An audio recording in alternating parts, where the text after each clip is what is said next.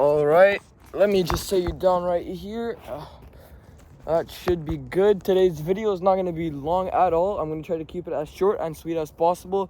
I probably won't even make any edits since I'm just trying to keep this as informative and take the least of your time. This video, I'm going to be talking about how to actually get started with fitness and how to actually stick to it, because I know that's something that a lot of people struggle with, and I've struggled with it as well in my past. You probably can't tell, but I have been going to the gym for around 2 years now, and I actually I've already run 2 marathons, and well, I just love exercise. So that's why I want to help some people out, because I think it's truly changed my life for the better, and I think that it can help everybody out, especially with how things are nowadays. So first of all, I'm going to talk about how to not get started with exercise.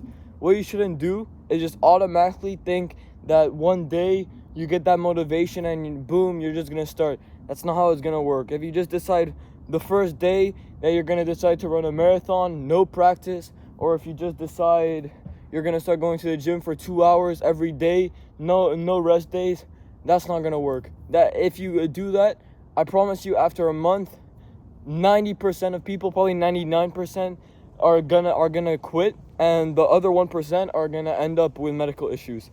How to actually get started with exercise?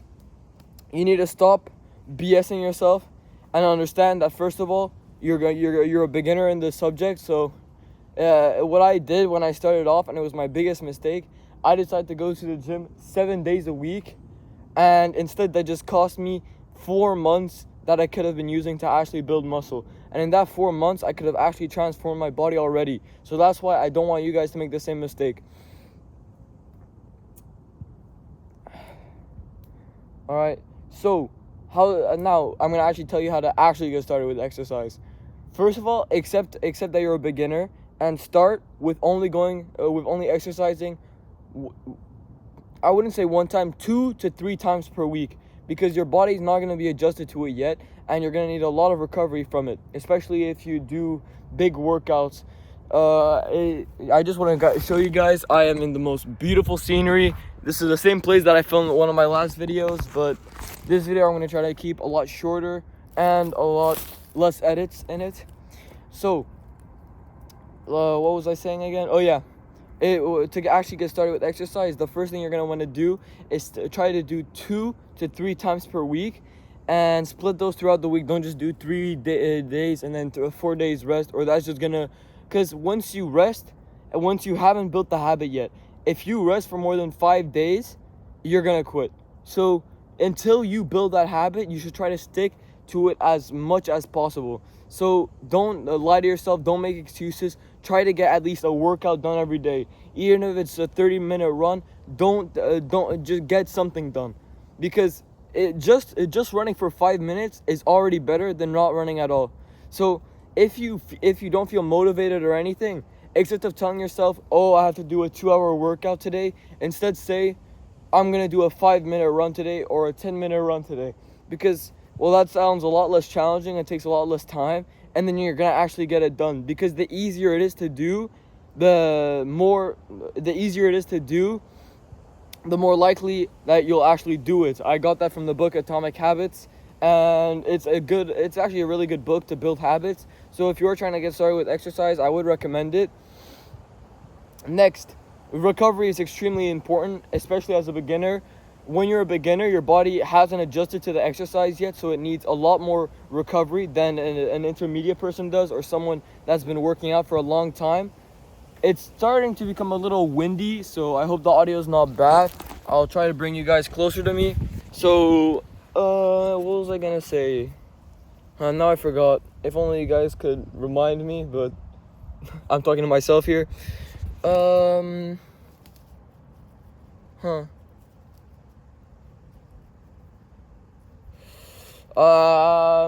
Okay, I'm just gonna talk about something else because I don't want to waste your guys' time.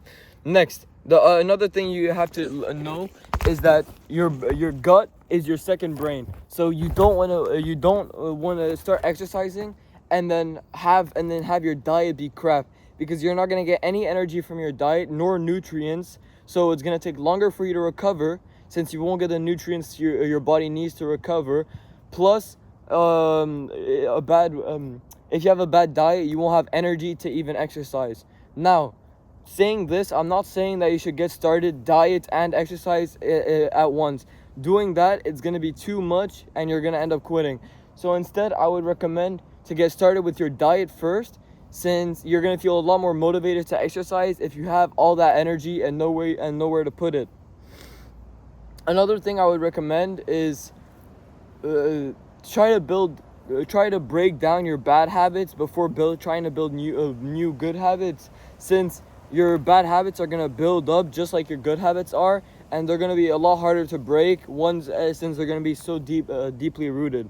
So if you are watching this video to get started with your journey altogether and not just your fitness journey, I recommend getting rid of your bad habits first. This could be video games, watching shorts, watching YouTube altogether, except for videos like this, which I would say hopefully is educational.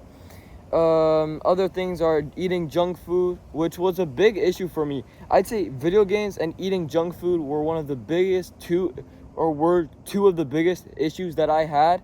And what I realized is I didn't stop all at once. What I decided to do, actually, I'll give a little overview, but I'll make hopefully the video tomorrow about how to break a bad habit.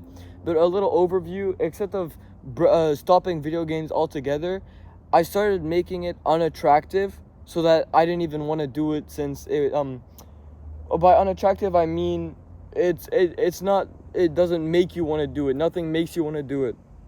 You have to break the habit by becoming aware first, but that's for another video. Here is about starting your fitness journey.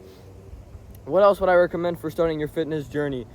I would actually recommend getting a gym membership. A lot of people love working out at home, and I love working out at home, but I found that a gym membership, not only a gym membership is good for for keeping you accountable, but also because you're paying and I would actually recommend that you pay for your gym membership yourself, because if you pay for it with your own money and you don't go to it, you're gonna start feeling bad. So what a gym membership can do is it's not just will help you out exercise, but also to not waste money, you're gonna want to exercise more. So I would recommend getting a gym membership. So let's recap. Don't get it started off with just going hardcore. Take it up slowly. Start with 2 to 3 days of exercise per week, then 3 to 4, 4 to 5, and then once you're really going for over a year, then that's when you start doing 5 to 6. But you never do 7 days a week. I'm not saying don't exercise 7 days a week, but don't have a proper gym workout every day a week. That's your body's not gonna have the time to recover. Instead, on your rest days, once you are intermediate, I would recommend that you go for a short run to get the exercise in of the day, but let your body recover, because recovery is just as important as training is, and maybe even I'd say more important, because if you train every day, you're not going to build your muscles, you're just going to tear them apart. So take recovery, but I mean real recovery, not just sitting on your ass playing video games. Sleep at least 9 hours a day, have a proper diet where you're getting your nutrients in, and I have an ice bath, which I would recommend in the mornings, or at least 6 hours after your workout.